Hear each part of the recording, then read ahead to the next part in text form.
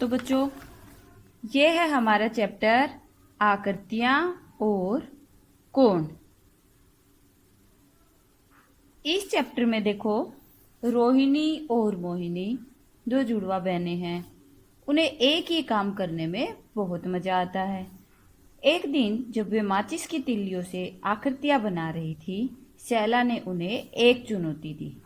प्यारे बच्चों, मैंने आपको बताया सबका दिमाग अलग अलग तरीके से काम करता है और अलग अलग तरीके से सोचता है। ऐसे ही रोहिणी और मोहिनी दो जुड़वा बहनें हैं। उन्हें एक ही काम करने में बहुत मजा आता है। तो उनको शैला ने एक टास्क दिया। वो टास्क क्या था? रोहिणी एक आकृति बनाएगी, मोहिनी को वही आकृति बिना देखे हुए बनानी है, मगर वह सवाल पूछ सकती है। उन दोनों बहनों को शैला ने एक काम दे दिया कि माचिस की तिल्लियों से वो अपने दिमाग से कुछ आकृतियां बनाएंगी।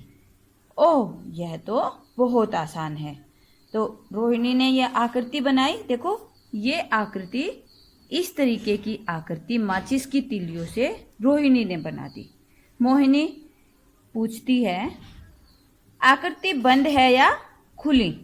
रोहिणी, यह आकृति बंद है। देखो बच्चों, इस आकृति को आप ध्यान से देखोगे, तिलियां हर जगह जुड़ी हुई हैं। कहीं भी उनका मुंह, ये मुंह है इनके, यहाँ कहीं भी इनका मुंह खुला नहीं हुआ है। और जिन आकृतियों का मुंह खुला हुआ नहीं होता, वो आकृतियां बंद आकृतियां कहलाती हैं।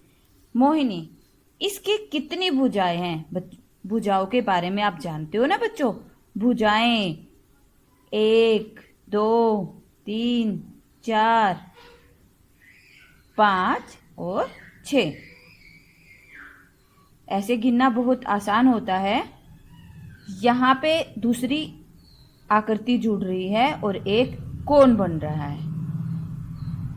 एक भुजा, दो भुजा, दोनों भुजाएं जुड़ी, एक कोण बन गया। फिर इसके साथ एक और भुजा जुड़ी, एक और कोण बन गया। रोहिणी ने बताया यह आकृति बंद है। फिर मोहिनी पूछती है, इसकी कितनी भुजाएं हैं? तो रोहिणी बहुत इजीली बता देगी, 1, 2, 3, 4, 5 और 6। इसकी 6 भुजाएं हैं। मोहिनी ने यह आकृति बनाई। ये आकृति मोहिनी ने बनाई। रोहिणी की आकृति ये वाली थी और मोहिनी की ये वाली। अब तुम जवाब दो, क्या यह बंद आकृति है? बच्चों, इस आकृति को ध्यान से देखो। क्या यह आकृति आपको बंद आकृति लग रही है? हाँ, ये बंद आकृति क्यों है? क्योंकि किसी भी भुजा का मुंह खुला हुआ नहीं है। एक भुजा दूसरी भुजा को हर जगह जोड़ रही है। क्या इसकी 6 भुजाएं हैं? बच्चों गिनो, 1, 2, 3, 4, 5, 6। इसकी भुजाएं कितनी हैं? 6।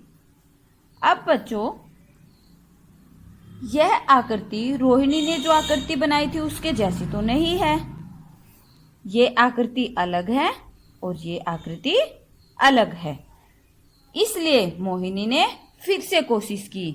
वो दोनों एक जैसा काम करके बहुत खुश होती थी, तो उनको लगा शायद वो आकृति भी एक जैसी बनाएंगी। लेकिन जैसा कि मैंने आपको बताया, सबका दिमाग अलग अलग तरीके से सोचता है और अलग अलग तरीके से काम भी करता है। ये आकृति मोहिनी ने बना दी और ये आकृति रोहिणी ने बना दी। इसलिए मोहिनी ने फिर से कोशिश की एक और आकृति बनाने की। अब उसने कैसी आकृति बनाई माचिस की तिल्ली से? ये वाली, 1, 2, 3, 4, 5, 6 माचिस की तिल्लियों से कितने तरह की आकृति बन गई? 1, 2 और 3।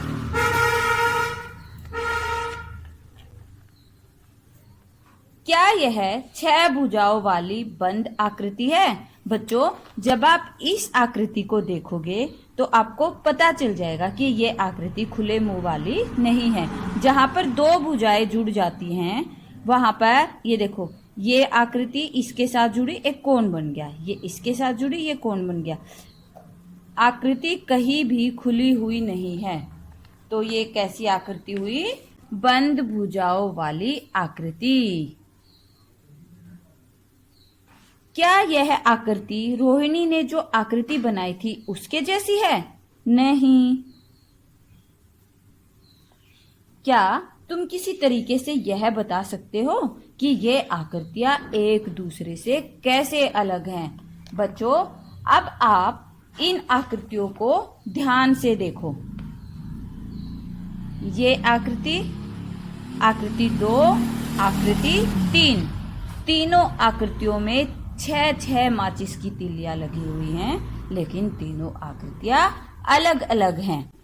तो ये एक जैसी नहीं हैं, एक दूसरे से ये अलग हैं। ये एक दूसरे से अलग कैसे हैं? क्योंकि इनकी आकृति अलग अलग है। ये कैसी आकृति है?